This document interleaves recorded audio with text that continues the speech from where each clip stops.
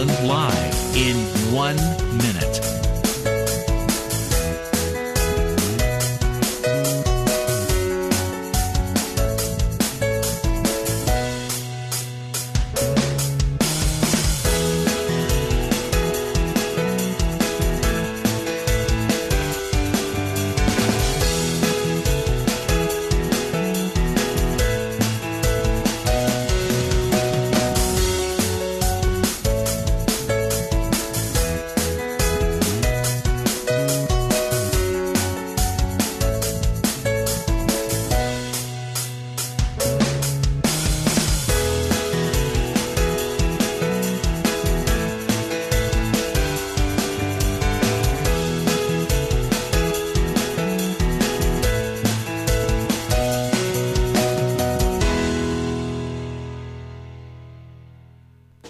Welcome to Lynn Cullen Live at pghcitypaper.com. Email your questions and comments to Lynn at pghcitypaper.com.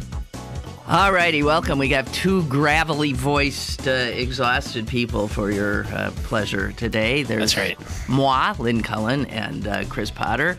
He was up late. Watching election returns. That's right. Participating in the grand experiment of democracy. Yes, in which fewer than 19% of Allegheny County voters bothered to. You know, every time those kinds of numbers, I get so disgusted with Americans. I can't even see straight. Yeah, it's weird, and the thing was, there were like legitimate, there were good races out there, and actually some pretty surprising results last night too. So. Yeah. You know, it was an interesting election if you were paying attention, and well, clearly you probably weren't. The vast majority of people are not. But your audience, of course. My audience, I would assume, is not the norm. Being good citizens. Yes, indeedy. So, all right, let's talk about the results. What was the biggest surprise to you? You know, I would say there's a couple. Two races that I think is sort of especially important for Pittsburgh folks. Two kind of stuff, I would say upsets, especially the margin of victory in State House District 24, which is your neck of the woods. Joe Preston has represented that district since I think I was prepubescent. Right. He lost and lost handily to Ed Gainey, who has challenged him a couple times before. And similarly in State House District 22, which is kind of my neck of the woods, the South Hills neighborhoods and some of the nearby communities there, the endorsed Democrat, Marty Schmatzer, lost to Aaron Mulchaney, who's a 30-something, the former executive director of PUMP, the Pittsburgh Urban Magnet Project.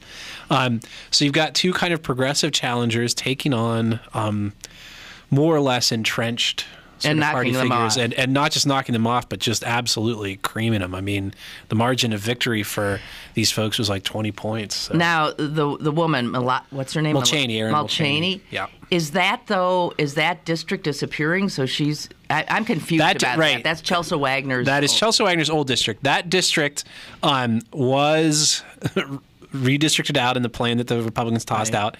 And in the plan they're designing up now, it's also thrown out. But that plan, even if it passes muster, won't take effect until 2014, until that election. So she's in there for at least 2 years, starting next January. And we'll see where it goes. There's already obviously been some surprises in the redistricting process, so we'll see what happens. But either way, I mean, it's a pretty significant outcome, and for a percentage of city paper readers especially, there's some real implications for what might happen in next year's mayoral race here, because both of these candidates were backed by Bill Peduto and people who support his efforts. So what you're seeing is Peduto starting to build a coalition in neighborhoods where he previously didn't get a lot of traction. So it's a exciting development for him and people who support him.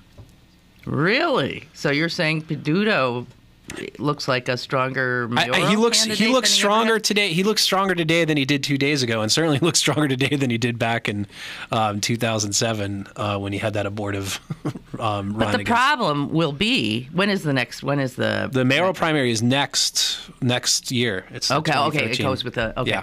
So, but here's what'll happen, and I keep saying this. I mean, it'll be Peduto and 7 other people trying to knock off Ravenstall, and Ravenstall wins. Well, maybe, but maybe not. I mean, part of what's sort of important here is Peduto at this point. I mean, before there's the primary that you and I vote in and that people are paying attention to, you have a kind of silent primary where candidates go around and try to line up support from other elected officials, from unions, from campaign contributors. And Bill Peduto can now go and make a case that, look, I have helped his sort of political field marshal, a guy named Matt Merriman Preston, worked on both the Mulchaney and the Gainey campaigns. And Peduto can say, look, my people and the folks who are supporting me have had success in the South Hills. We've had some success in black communities. I'm putting together this coalition that can actually win this thing. And that's an argument he can make plausibly that maybe a candidate, maybe one of the potential rivals, Michael Lamb, the city controller, who's also often talked about as a potential challenger to Ravenstall. Michael Lamb can't make that argument today the way that Bill Peduto can, because Bill Peduto is very much he was there at both candidates' events last night, for example. Because I'm jet lagged and can't think. Let's remind me of who the other players are. The two names you hear most often are Michael Lamb, as I said, the city controller, and Jack Wagner, the former state auditor general. And part of what interests me, I spent an undue amount of time paying attention to what goes on in the South Hills for a variety of reasons. One of the things that's interesting is Jack Wagner's brother, Pete Wagner, has been a fixture of Pittsburgh politics, again, for as long as I've been alive. He's the chair of the 19th Ward, which is kind of just this big sprawling ward that's really kind of that kind of makes things happen one way or the other in the South Hills. Pete Wagner got behind Marty Schmutzer in this legislative race and lost. And Mulchaney beat him, and she beat him by a bigger margin in Pete Wagner's ward than anywhere else in that district. So that's a real surprise, a real shocker. That surprised me. Now, of course, all the Mulchaney people are like, "Oh, you should have seen that coming." But okay, fair enough. But and it does suggest that maybe the Wagner hold on the South Hills is maybe not quite as rock solid as one might have thought a year ago. Toodaloo to Jason Altmaier. Yes, yeah, that's a big one. Although I know you were so. It's kind of hard for me. I read all this commentary. It's like he was outflanked from the left, and it really. Well, no, it was labor. I mean, it was labor. I get that. Labor is not necessarily the left. That just shows the difficulty of a label like that in a race like this. Because exactly. on some issues, specifically, women's right to choose. Not that Altmaier was great, but he was a modicum better than Kritz was. So look. Here's the reality. What we got? Lay it on me, sister. Okay, so you got Senator Casey, who's going to be running for re-election. He's pro-gun. Yeah. He's anti-abortion. This is what Democrats are in Pennsylvania. And probably what they have to be. And you saw Murphy, who you like so much, go down. The one who came to that woman. Yeah, right? And he's the one who came out and will defend a woman's right to choose. Yeah. He got creamed. Yeah, he didn't. You cannot say that in Pennsylvania and win. It's too bad. This is a conservative state. It's too bad. Plus, she did have a hotness factor. I'm sorry. No, yeah, she's a babe. She had Bill Clinton and... She kind of had that... I don't know. She looked like a prosecutor from one of those TV shows. You know what she looked like? She looked like Republican women candidates. Oh yeah, that's good. She did have a certain Michelle Bachmann-esque. Yeah, I quality agree. too. I think she did. Yeah, same kind. But without the insane look in her eyes. Right. So imagine like a saner Michelle Bachmann, and you've got something there. So that was a setback, definitely for. And that was probably the biggest disappointment of the night. I had kind of a feeling that was going to happen, though. But it wasn't Murphy even close, was it? Yeah, I was surprised by the margin. It was not particularly close. And she did, her base is sort of in Lackawanna County and some of the surrounding areas.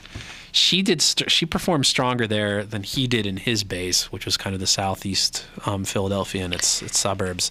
And I think that was probably, I haven't really broken the numbers down, but I think that was probably the difference there. Okay, now speaking of, you're into the South Hills. Apparently Tim Murphy has this job for life, huh, Congressman Murphy? Yeah,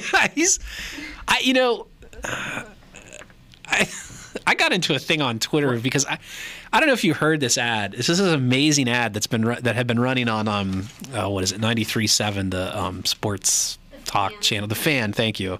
Probably shouldn't even mention it, given my ownership here. But he'd been running this ad that was like, Tim Murphy grew up in Cleveland, Ohio, where he probably rooted for the Browns and the Indians. No wonder he likes Barack Obama initiatives like Cash for Clunkers. Evan Feinberg is a Steelers season ticket holder. It really was like that. And I was like, that is the dumbest frickin' ad I have ever heard. And I did a little tweet that was just like, what's the dumbest ad you've heard? This would be a contender. And actually... Evan Feinberg's wife, who apparently wrote the ad, responded to me and was like, "Some people have no sense of humor." So they thought. I guess unfortunately, some of those people happen to be members of your base. Yeah, they happen to be.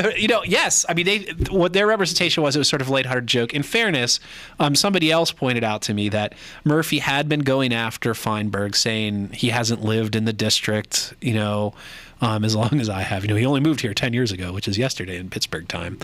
And so that this was kind of a response. But you look at these results and the only conclusion you can make is a significant number of GOP primary voters are closet Browns fans.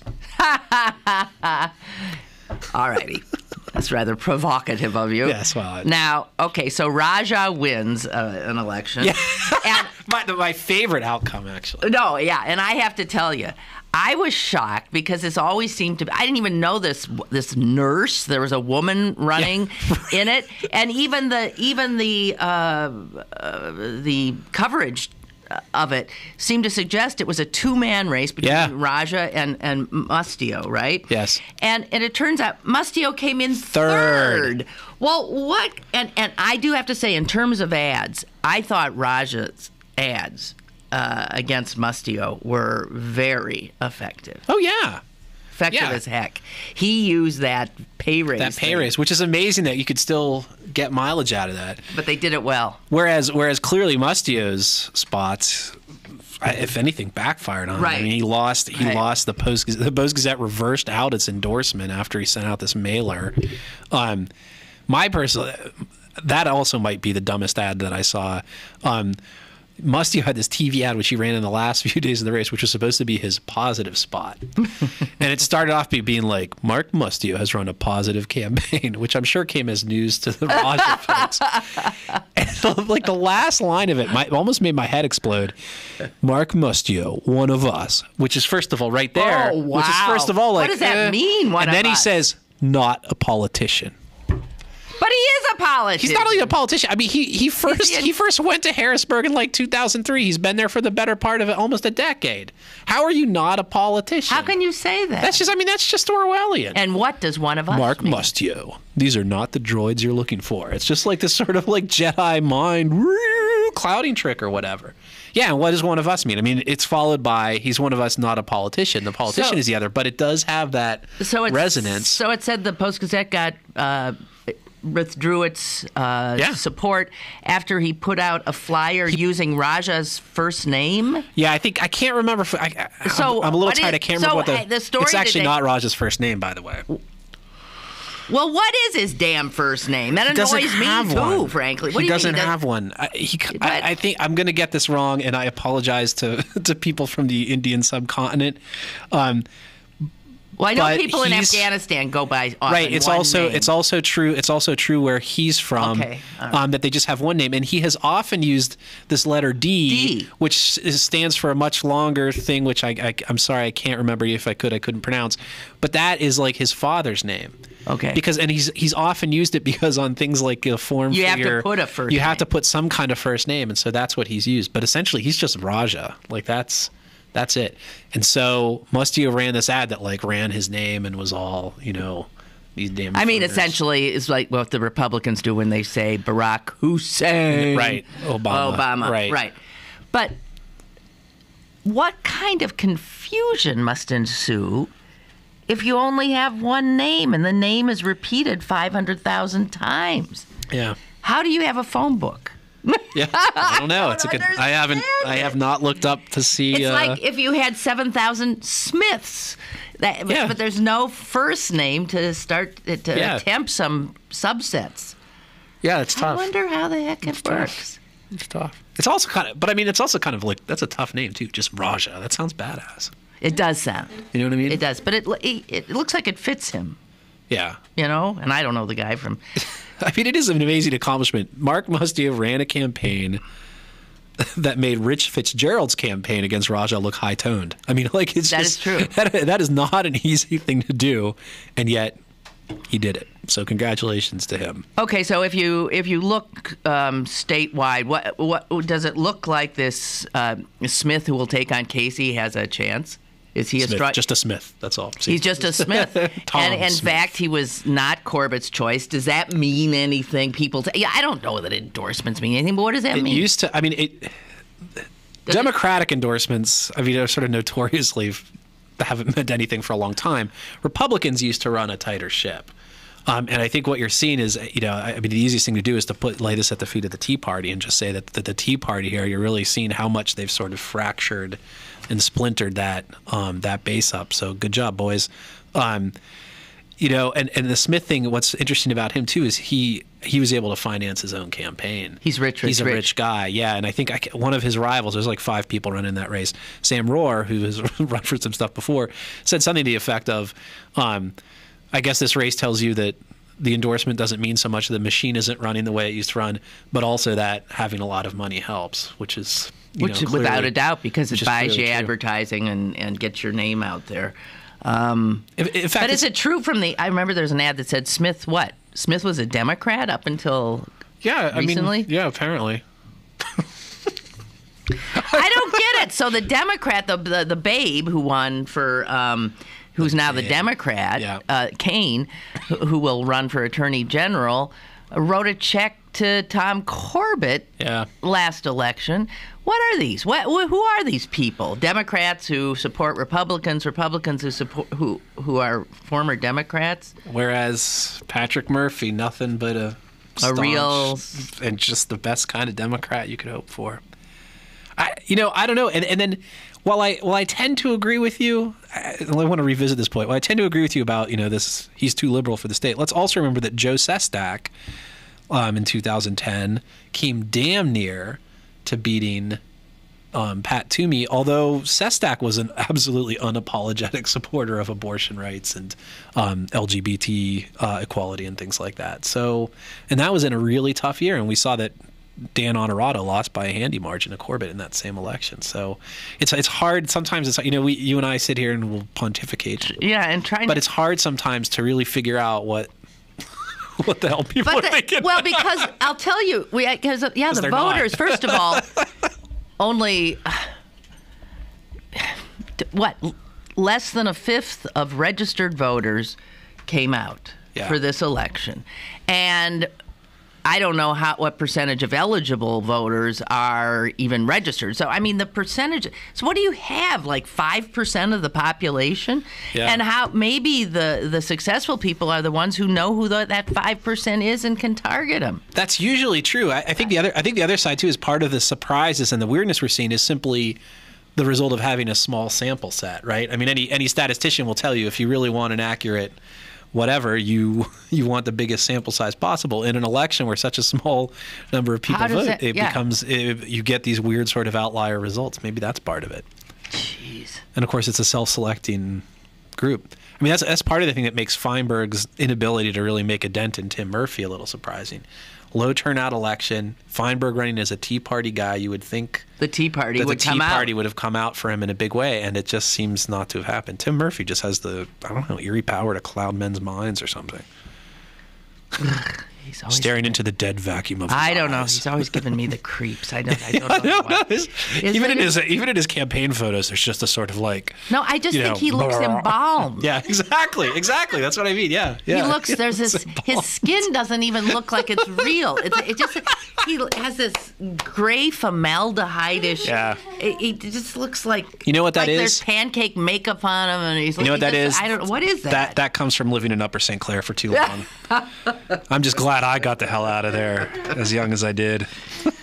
Oh, God. But I see it happening to my old college chums or high school chums all the time. So, well, I was in Southern California for the last 5 days, and I got to tell you, what a hellhole. yeah. Were you in L.A. proper? I was in Long Beach, L.A., and Palm Jesus. Springs. Yeah. I got to tell you, ugly. Just why do people live in that godforsaken place? I don't know. It is ugly. It looks like just trash. Yeah. It looks and those god awful freeways all over the place. I spent probably, I don't know what percentage of my time literally sitting in traffic. Yeah. Why would anyone live like that? I don't know, but they choose to in vast numbers, right? I mean, Atlanta too is another place that it's just like, why would anybody do this to themselves? I don't know. I can't even comprehend it. Yeah, my family's from that area originally. My parents grew up not far. And I keep, all I kept thinking every time I looked around, and I would say, I must have said 100 times, there are just too many of us. Yeah. Yeah. That's the sense you get when you're there. And we do nothing but despoil everything. Also, there's no good reason for a city that size to be there. It is a semi-desert climate, essentially. So, in the long run, it's kind of unsustainable. And so when finally we get to Palm Springs, all of a sudden it does get pretty. Right. So the mountains are beautiful, Yeah. and there's, like landscaping and stuff. I was with my mother, and she said, well, you have to admit this is pretty. I said, yeah, it's pretty in a totally false way. Right. So it's not pretty. Right. There shouldn't be grass here. It's a waste of water resources. Right. It takes natural habitats away from all those wonderful desert. I'm not going to say this is pretty. It's disgusting. Right. Yeah. And when you fly in, you fly over, you see these, like, this greenery, and generally it's a golf course after golf course after golf. It's disgusting. And then the flip side of that is my grandparents lived in the Owens Valley, which people who've seen the movie Chinatown can relate to this. The Owens Valley is one of those places that basically got screwed over, had its water basically drilled out from under it and spirited away through the aqueduct down to Los Angeles. And so the flip side of that is that places that had a bit of water now have far less and also look barren and kind of desolate. Well, this Colorado Reservoir or something, I forget what it is. The water wars are coming back big time. Oh, yeah. They've already started. Okay, so who Ken tells us his first name, Raja, is Dakshinamurthy. Yeah, but again, I don't think that's really his first name. I don't think it's a first name in the way that we... Well, my dad didn't have a middle name, and I know that I saw on some forms he would put an N for the initial. For none? For none. That's good. I like that. I don't know. Just N. And, of course, if he tried pulling that stuff at the polls. Okay, so were you asked for ID? Interestingly, I was not. And I thought that was interesting. There was sort of a thing of, do you need to know about the rules for this coming November? And I said, no, I'm pretty conversant. And I've heard from a few other people who also were not asked for their IDs. Of course, if you had been and if you didn't have it, this was just a dry run to help sort of notify people. But I didn't get a chance to read it, but I saw maybe a headline or something. Maybe it's from the Pitt News. About the fact that between the sort of lockdown of buildings plus the voter ID stuff, was there an impact on the vote? Yeah, there were some anecdotal reports that people were being turned away, not at the polls, but at the entrance to the building because of which, by the way, is over. Okay, weird. So it was a group of hackers, maybe, or one person, or presumably. Yes. What are they called? The threateners. The threateners. Coming this fall on NBC. I'd like to strangle. So they'll keep looking for these people, right? Yeah, I would think so. I want them to wring their scrawny little necks. Yeah, it's a sort of weird motive, huh? What was the motive? Because the motive is still not known because the reward didn't come into play until they'd already done so what caused it in the first place? And then why would they get mad about a reward being offered? Wasn't the representation that they were not responsible for the initial threats, But when an award was really? offered, yes, they said we were not. That wasn't us. We were not the ones who scrawled on the bathroom stalls in the Cathedral of Learning or whatever. But once the school offered a quote unquote bounty for the quote unquote prankster who was responsible for that, they got pissed off, and so they began to send these things out. I think there's an interesting, and maybe it's something I'll do online at some point. One thing that jumped out at me about this was the Post-Gazette reported on Monday, I think, that they had actually, that these threats and these claims by the threateners had come to them, and that the Post-Gazette reported that there were threats to, and I think the one in question was Nordenberg's house. The Post-Gazette reported that there was a threat to Nordenberg, but it didn't say anything about the ostensible motive of the threateners. They basically, the Post-Gazette did not report that what the threateners were asking for was for the school to rescind the bounty. Were they asked not to do that? I don't know. I mean, it doesn't really say. There's a quote from the executive editor, David Sherman, who says, to the effect, we were in an unusual circumstance, which they certainly were, and we reported the things that made sense to report. It was sort of I think what's sort of potentially significant about it is we were talking last week about the transgender couple in Johnstown and how much scrutiny they've been under. It does strike me that people tend to assume if the FBI is looking at somebody that they must have done something wrong, oh, sure, especially when there's no other explanation about who it could be or what they could be motivated by. And I kind of wonder whether I mean, it's a tough call, but that the Post-Gazette's decision didn't make their situation, this couple in Johnstown, worse. Than it might have otherwise been. So they will... Of course, for all we know, it was the couple also sending the email under the threatener guise. I mean, I just don't know. So the FBI still has their computer. They're still looking at them. They still are considered persons of interest. Yeah, although it's I kind of never thought it was them. No, I don't think anyone did. Yeah, so... none of us had that feeling. Who the hell knows? Anyway, right before I left to go to the godforsaken, environs of Southern California, what are you thinking about? You're thinking... Did these threats stop right when you left town? I'm trying to build a timeline in my head. It's true, they did. Oh my God, somebody call the police. The door's locked. Oh, yeah, everybody knows I'm really computer literate. Yeah, right. Yeah. That'd be me. Oops, I attached my signature file. I don't even know what a signature file is. Oh, there we go. Anyway, so you were saying, I'm sorry. Right before I left, I was opining about the fact that I hadn't heard anything for some time about the Garda murderer and absconder and robber. Yeah. And I was thinking, geez, I wonder if that idiot actually got away, and bango. Yeah. No. But at least he really lived the high life. Yeah, but I don't get. He's hanging out in some god-awful room. Yeah. But they said one of the things, the personality profile they had on him, is that he would have to be staying in a relatively nice place because he was very, very persnickety about cleanliness. Yeah. Oh, there you go. I've read articles just sort of raising questions about the value of profiling that way. That is just that so often these profiles are so vague and whatever that they actually do nothing to facilitate them. Well, I suppose when they do, it's like they're very good when they work. Yeah. Right.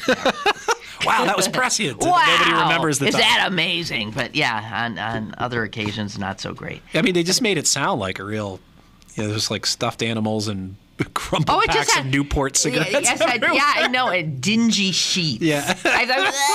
And, prostitutes, pimps, and drug dealers, and sitting out. I'm thinking, this is not where you would expect. Yeah. I don't know. Well, then again, I mean, he probably had a legitimate fear that if he'd gone to a reputable hotel, that people might have been looking out for him, and, Well, so that seems like it's a plausible...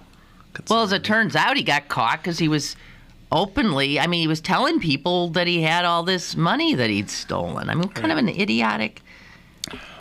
Oh, well. Okay. Well, so those are two sort of cases, criminal cases, that seem to be nearing a denouement. Yeah. Is that correct? Yes, it is. As far as I know, it's correctly pronounced. So That's a twofer for us. I can't get my eyes open. like little slits. Okay, we got to go take a break. Yes, we absolutely do. We shall return. Email your questions and comments to Lynn at pghcitypaper.com or call Lynn at 412-316-3381. Lynn Cullen Live will return in a moment. Pittsburgh City Paper's annual restaurant guide is available now.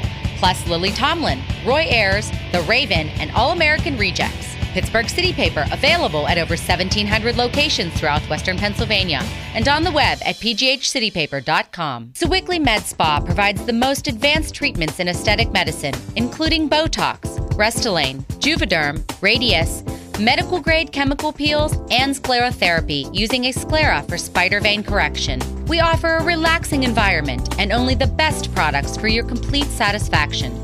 Conveniently located at 435 Broad Street in downtown Sewickley. Call 412-259-8628 to find out about this month's specials. Sewickley Med Spa. Now, it's back to Lynn Cullen Live at pghcitypaper.com. All over their faces. Right. Okie doke. We have returned. You'll be glad to know that at my bus stop this morning, I saw somebody very earnestly paging through your newspaper. Were they looking at the back pages? No, they had started from the front and were really. Oh, that's great. Really that's just the kind of reader we want. Exactly right. So what's in there? I haven't looked myself. Well, a story about Catholic schoolgirls, actually. So maybe that's what it was. Yeah, this is Catholic girls. You know that Frank Zappa song? I do, of course. Okay. At the CYO.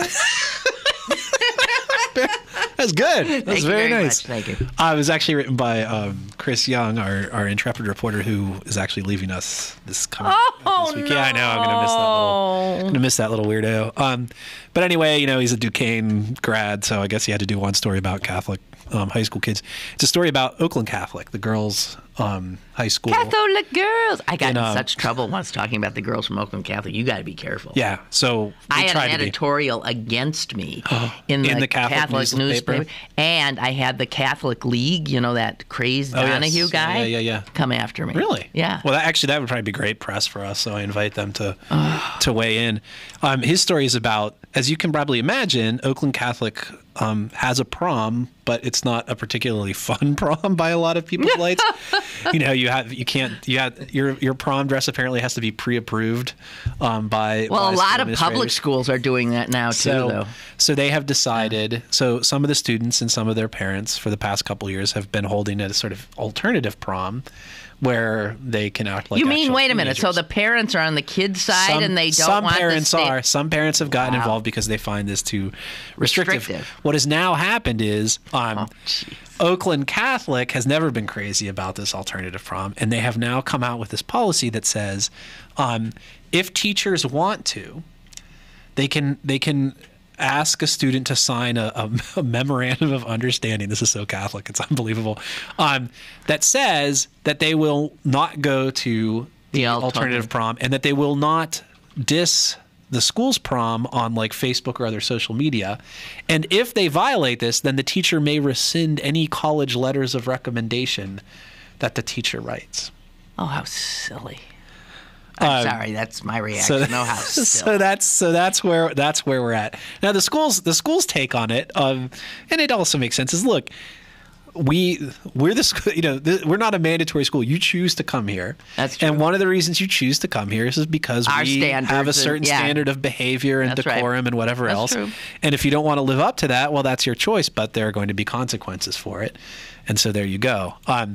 But anyway, so that's the one story. That's actually not the featured news story this week. Is actually the first of a two-part piece by Bill O'Driscoll, and it's about this concept called Transition Town, which has nothing to do with couples in Johnstown. He's always doing stories on things so hard to get your head around. Do you know what I mean? This sounds like one too. No, this is pretty good. It's essentially, the idea is, and of all the places in town, that's the lead example.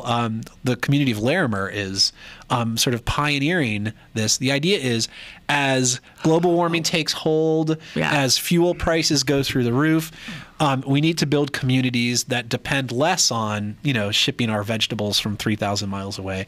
So we are going to kind of set up these communities that are just sort of these village-sized walkable communities that, to the maximum extent possible, are sort of self-sufficient and self-sustaining. Well, so you're saying it's in Larimer? I mean, so that's a community group or just a bunch of people who, because the housing stock there is so cheap, they're moving in? No, this is not a gentrification thing. These are the people of Larimer themselves. We're talking obviously a lower income, majority black community, and this is apparently one of the things that sort of makes this singular is this may be the only sort of transition town project in all of the United States that is a majority black thing. This tends to be more of sort of white people who are kind of crunchy granola types.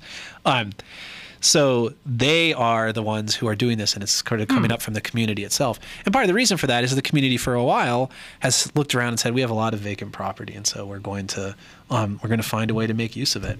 And this is what they're doing. So is it mostly about food growing, or is it also what? So yeah, it's about food growing, but it's also about community as well, and kind of how in some communities. And Bill's story this week is mostly about the overall kind of concept here, and then next week he's going to really focus on Larimer. But in other communities in England, where this thing started in the British Isles, people have things like more sort of natural medicine type stuff, because will you be able to drive to London for a splenectomy or whatever the hell it is that you need or whatever. So it's a really sort of all kind of embracing concept of really not taking yourself off the grid, but limiting your dependence on it. And it just runs the whole gamut of things. Food obviously is a big part of it, but there are other factors as well. Well, that's good news. I wish them well. Yeah. Yeah. Me too. I mean, that community could use a break. We probably all could, and I think it's good that people are thinking about it, because one of the things the article makes clear is, look, in fact, it's almost a quote in this story, if we wait for government to act, it'll happen. It'll be too late. Also, when government acts, invariably this top-down kind of crap is corrupted from the get-go. Right. So if you wait for government to act, it'll be too late. If we just rely on ourselves as individuals, it'll be too little.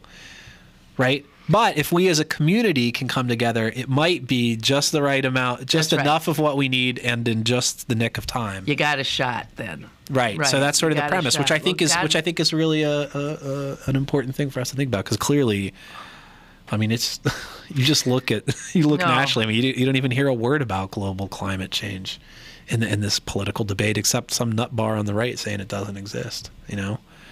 So. It's hard to see that. You see this ring? It's a scarab, I believe. Yeah.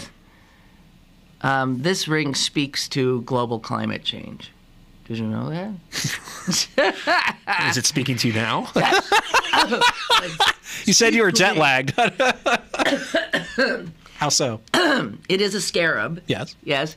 Which is also, it's a nice word for dung beetle. Right. But it is made from ivory.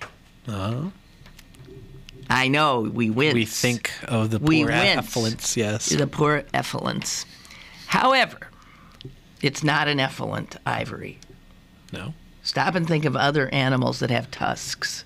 Because ivory is from a tusk, right? Rhinoceri. Right, yeah, not rhinoceros. Like boars. It's not a boar. What is it? There's walruses, too. Oh, walruses, sure. Yeah, not narwhals. A walrus. Narwhals, that's right.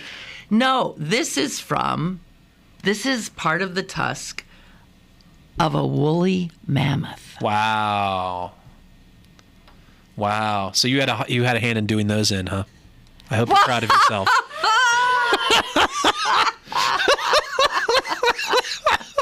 I hope it was worth it for you, Lynn. Oh, I had fun. No, so what's happening is because the permafrost is melting. Right. Oh, yeah, right. All these woolly mammoth carcasses are starting to pop out of the ground, and they're the tusk. Obviously there's two. Right. They're giant. Well, they're huge. Yeah. I mean, at the base, they're they're huge, and they're 16 feet out and curving around. So to think that this was part of a living thing What? I don't know when they died out. Because we were still around. Man had a part in that as well. The end of the woolly mammoth. I think about 35, 40,000 years would be about, right? Now watch it. We'll have some paleontologist. All right. No, but I'm thinking the same. Maybe about 40,000. But I just think it's amazing that was on a woolly mammoth. Yeah. Yeah, so I'm just pretty cool. But so when I was in Southern California, I was with a lot of Republican types. Oh Jesus, Orange County Republican types. Yeah, right. You did say Palm Springs. Well, I even got in an argument with somebody who didn't think Obama was an American, and I thought, get me out of here. Get me out of here. And this was presumably somebody like college educated. Oh, very. Yeah, right. College educated, very wealthy. What do they call that? I just came across a phrase for this. It's like the educated idiot, I think. It's like that people who actually have college degrees are often more likely to be in error about basic factual stuff and to adhere to their error more stridently than somebody who's just, like a trade school graduate or something. I don't know. It is mind-blowing, though. Yeah. When you encounter an obviously educated, seemingly intelligent human being who, just refuses to deal with reality. Yeah. I have to tell you, my brother, who's a very bright human being, but who went over to the dark side some time ago, in terms of his politics, has come back. Oh, really? And the crazies on the right, I bet they finally, he says, he's probably Obama's biggest, he's walking around telling me, if you don't vote for Obama, he's scared. He's scared now of the crazies. What'll happen? Yeah. Well, that's good. So maybe some of the intelligent people will, it's a kick in the head. Great. So we'll consolidate the base of support amongst tenured academics. That'll really push us over the top in November. Because I think there were 47 votes Obama didn't have. That demographic. No, he says there's actually a member of the faculty of the University of Michigan Law School who doesn't think Obama is an American. Really? Now, how you don't get to be a member of the faculty. Now, how is that possible? Yeah, actually, now that you mention it, though, one of the election results from last night, which was, I don't think people here have talked about it, but it potentially has some real implications. A guy, the Republican from Altoona, a guy named Rick Geist, who chairs the state transportation committee in the state house, lost to a Tea Partier, and that's significant because Geist on mass transit issues, public transit issues, is actually pretty open-minded. I mean, we've interviewed him multiple times. Lauren Daly, who does transit coverage for us, and he's always been very open and very, he understands the value of that stuff. He's also, I'm told, the only engineer in state government in elected office today. He lost to a Tea Partier who is a professor of something, I can't remember what, at Penn State's Altoona branch campus. So there you go, the same similar kind of dynamic there. So this is not a race anybody here thinks about or pays attention to. But and I don't know who becomes the chair of that committee next year, but potentially, these things matter. It could really hurt us here as we try to figure out how to build a sustainable transit system here. And I see also in my absence, one of the things that happened is, speaking of former, chairs and powerful people in Harrisburg, is Bill DeWeese was sentenced. Yeah. And he got a very light sentence compared to like Vion. Well, so what's that about? I don't know. I mean, a few things.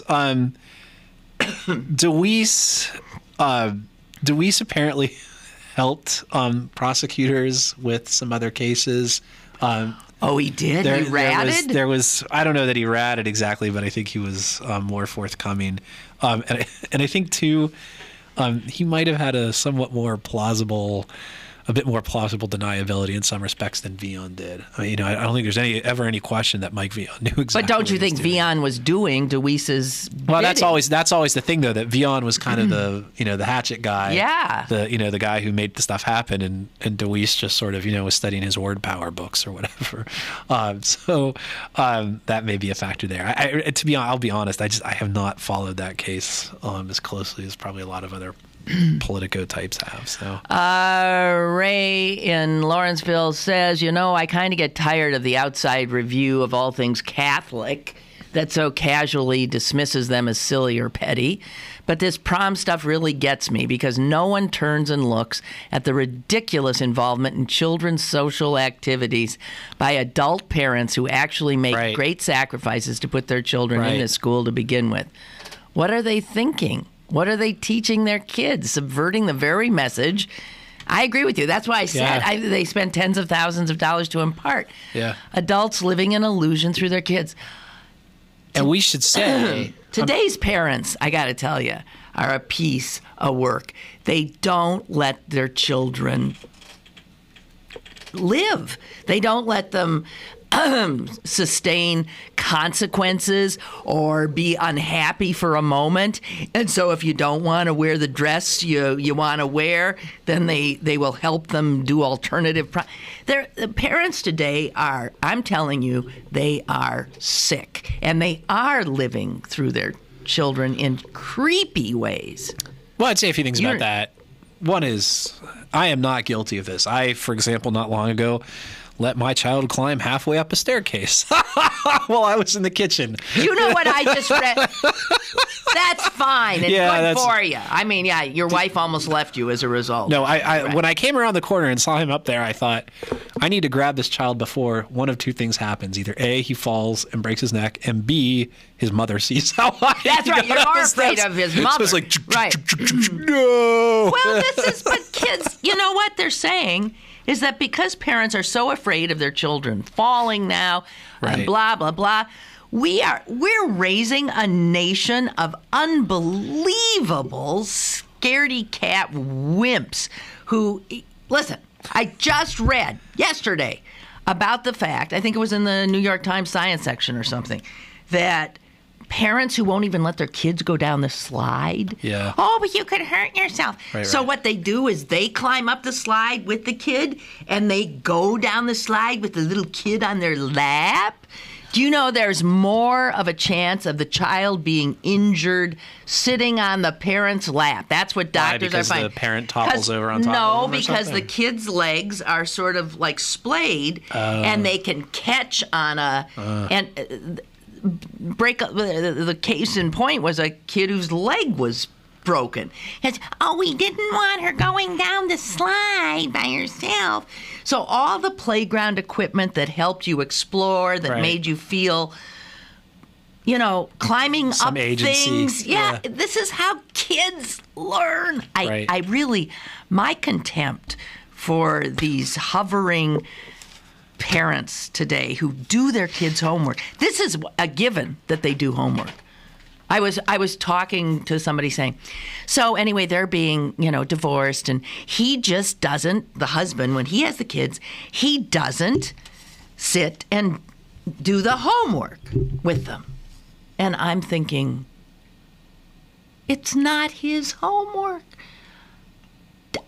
I hate this. I've told this story a million times, but the science project, I didn't help my kid with his science project. And then there was this open house, and we all went and looked at the science projects. Everybody else was like crystallography and X-rays. Yeah. Oh, it was unbelievable. This was like in 4th grade or something. And it was so obvious that the kids had not done those. Their parents had. And my kids looked so pathetic next to it, and he didn't get a good grade. And I went up to the teacher. I said, hey, this is obviously done by the parents. My kid did it himself. He deserves credit for doing it himself. Well, that's just the way things are now. Parents edit their kids' papers. Yeah. My parents never looked at a thing I did. No. I mean, my parents were divorced. But so now, and then there's parents who say, "Well, I know I wouldn't do it, but the other parents are doing it, and so I can't." So that's why I hate the parents, because they set up this competition, and the poor kids who don't have strong parents. I never did it. I still don't do it. I refuse. The parents who talk to their kids 20 times a day, and their kids are 19, 20, 21, and they're away at school. What the hell do you think you're doing? A parent is supposed to raise a child and throw him out. Jeez. While simultaneously burdening that child with all of our own frustrated hopes and dreams. God. That's the way I was raised, by God. You know, I hate these. I do. I hate them. You can tell I do. I hate them. Can I just say, in defense of the parents who are involved here in Oakland Catholic, I mean, I just think it's worth pointing out that it's not like these kids just get to go off and get drunk on their own hook or whatever.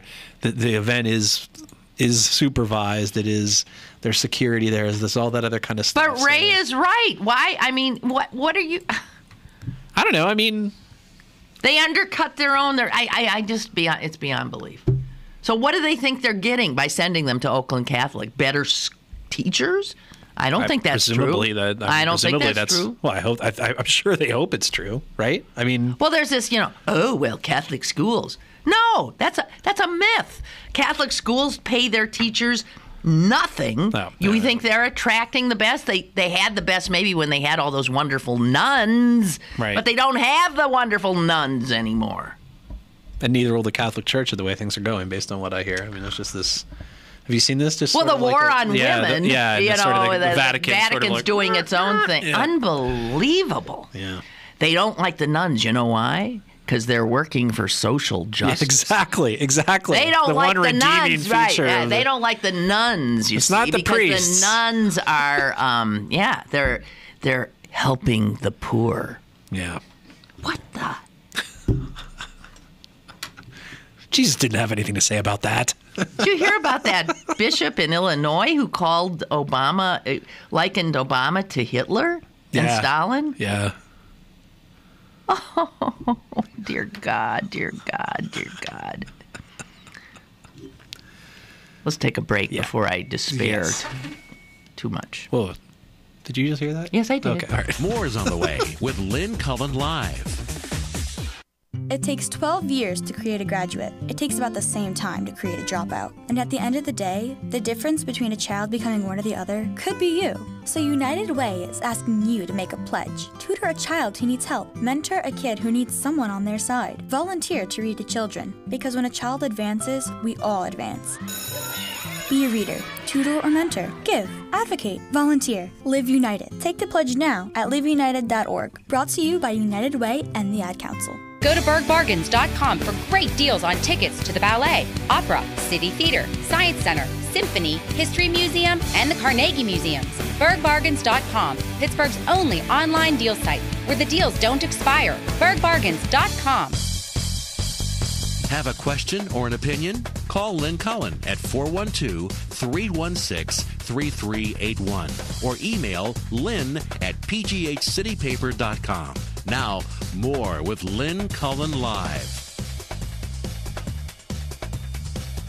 I think we should talk now. What is she saying? What's she saying? These headphones don't make those headphones. Yeah. In and out. Okay, mine too. Okay, are we on? Are we on? I don't think we're on. Oh, we're on. Okay, whatever. I mean, oh, that was scintillating radio right there. Sorry. Oh, I also can't. Oh, well, whatever. I'm sorry. I'm still mad at these parents. Once I start thinking about them, I just go insane. It's too bad. I mean, it is too bad, because there's, I think they go out into the world feeling like the world's a nice place where people care about what happens to you. And in fact, the world really doesn't give a shit, and things don't work, and nothing will be as kind to you as the warm bosom of your parental love. They turn 18, you throw them out. What does a mother bird do? That's the... And okay, so If that's your model, though, does that mean then that I should be chewing up food and puking it into my child's mouth because mother know birds what? it? Oh, Alicia Silverstone does that. Yes, I think I saw a video of that or a photo. Yeah, after she ate the placenta, now she eats the food for the kid and spits it into it. You know what? Shoot them. Shoot every one of them. I hate these people. I hate them. I don't know. So it sounds like as your brother is coming to the left, you're kind of going to the right. No, I'm not going to the right. Shoot them all. Round them up and gun them down. Well, I'm just expressing my innate hostility toward people in general. You know, I'm a rather solitary person by nature, and I have been forced to be with people for the last 5 days, and I think I'm a little... Okay, I see. My nerves are frayed. Yeah, I understand. I mean, I remember, seriously. Yeah. One more. When my kid was getting into second grade, I was so hoping he would get this one teacher who was so clearly nurturing and wonderful. And, of course, he didn't. He was assigned to this teacher who reminded me of a SS camp commandant. Jesus. Speaking of unfortunate historical illusions. Anyway. Well, seriously. Okay. And in fact, she was of German descent, and it was a German magnet school, okay. So it was Frau. You didn't call her Mrs. So-and, you called her Frau. Yeah. And I thought, oh, my God, no. And I expressed my dismay to another parent who said, well, just, march in there and get him into another class. Get him the right teacher. And I said, they don't want you to do. They tell you can't do. She said, oh, that's absurd. Well, of course you can do it. She was telling me to be one of those busybody parents. Right. And I thought about it and then thought, no. The biggest part of education is not the books, the papers. It's learning how to deal with life, right? So if you have a teacher that scares you or you don't like or who doesn't like you, the best thing a parent can do is tell the kid, deal with it. So do you feel that way about bullying, for example? If a kid is being bullied in school because he's of a different ethnicity or all of his friends decide he might be gay or he actually is gay, do you feel like... No, not if that has to do with the safety of your child. But or having even if it's a lousy teacher, even if it's like emotional taunts or stuff, like there's not actually a physical threat, but it's the kind of like emotional or psychological bullying. No, I think if I thought my kid were being bullied, I would do something. Yeah. Okay. However, but not interfering with the normal. And here's the upshot of it, by the way. He loved this teacher. Yeah, right. And she loved him. Yeah. So. Frau Hess. Yes. So if Sie war ausgezeichnet. She was the only teacher he ever had in elementary school who got him, who got that he was funny and appreciated his humor, whereas the others found it off-putting or something. Chip off the old block, huh? Yeah. He's a smart ass, and it worked really well. I don't know. I just, I hear parents talking about, colleges and SATs and all this kind of the hand-wringing and I do. I just want to punch them. I want to punch them. It's not their life. I know. But, I mean... I don't know. In that position myself, I can at least understand. I understand the impulse. Please, let me just say that I understand the impulse. It's selfish.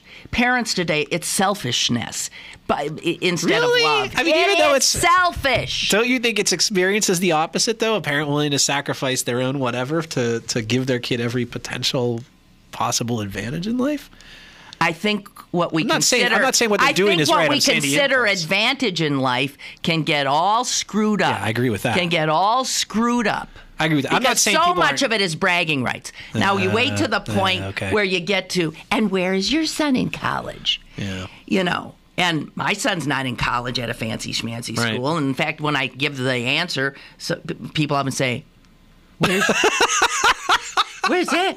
And, and then they'll say, oh, well, mine is, at Brown and at Penn and at this. And I understand those are the bragging rights schools. Sure. Fine. Good. That's fine. But some parents can't bear the thought of having to answer like I do. Right. Right. Right? Yes. I agree with that. And that's effed up. It is a little. It's totally. I'm just saying it's a culture. It's a culture that is status driven, and people internalize that. And why? I mean, So these parents want their kids to grow up to be one of the 1%. Yeah, sure. They want them to grow up to be rich and have stature and status. Why don't they want them to be fulfilled and happy? Because in America, we assume that the one follows from the other. That's we pay, incorrect. I know it is. And we pay lip service to the idea that is incorrect. Well, money doesn't make you happy. We all say that. But in our heart of hearts, that's what people believe. Otherwise, the whole system falls down. Right? I was with a 90-year-old woman 2 days ago whose son is my age, and she said, I said, well, where did John go to college? And she said, John? She said, well, he never even graduated from high school. I said, he didn't? She said, no. She said he was flunking all the time, and then I said, oh, you must have been a wreck. She said, well, of course we were. Let me guess. Today, he's a legislator in the GOP. Okay. His name is Daryl Issa. He was the director of Animal House, the director of Coming to America, the director of John Landis. Wow. that was like a crap. Who's that guy? The radio guy who would like tell this story. Paul Harvey. That was like a Paul. Harvey the story. rest of the story. That young man became John Landis. And she was showing me this book that his wife had written. His wife is a costume designer for every movie you ever heard of. Wow. Every great movie you ever heard of. I mean, it's just one thing after another. Extraordinarily successful. Yeah. And his parents were very laid back people. And so she said, well, I said, he'll be okay. He knows what he wants to do. She said, we brought him to a psychiatrist. Right. And to have him tested. And the psychiatrist said, there's nothing wrong with him. He seems like a pretty bright kid. He just doesn't want to go to school. So that mother said, okay. And everything turned out just fine. So kids, if you're listening, drop out of school and you can become a famous Hollywood director. That's the lesson. Yeah, you can become Steven Spielberg, or you can become Gates didn't go. Conversely, if you go to a college and graduate from it, you end up being an alternative weekly newspaper editor. So consider the downside of Wait, we got to get Ray in here. I know we're running late. I'm sorry. Lynn, the difference is whether the involvement is for the child or for the adult's ego satisfaction, false altruism. But see, I agree, and I really think people don't recognize it. They don't see it. It's about them. I belong to this generation. I know this generation. It's a very self-involved generation. Right. And their children they see if their child somehow doesn't reflect them in a positive manner. So if your kid doesn't go to Harvard, then somehow you were not a good parent. Yeah, I see. Right? That's what's going on in their heads. I'm a Gen Xer, so I gave up 20 years ago, and I'm hoping to instill those values in my child as well. It's a hopeless kid. God, and you know what? They can't help themselves. That's just the way it is. None of them ever take my advice, which is leave them alone. Let them fail. Let them suffer consequences. How the hell else do they learn how to be a person? Jesus, idiots. All a bunch of selfish idiots. Thanks for joining us this week, everybody. Okay, I'm jet lagged will be as back. hell. I'm sorry. I'm sorry. We'll be back tomorrow with Tom Sokolowski. Yes, no? Yeah. With Tom Sokolowski. Be sure to tune in. Thank you. I'll go take a pill.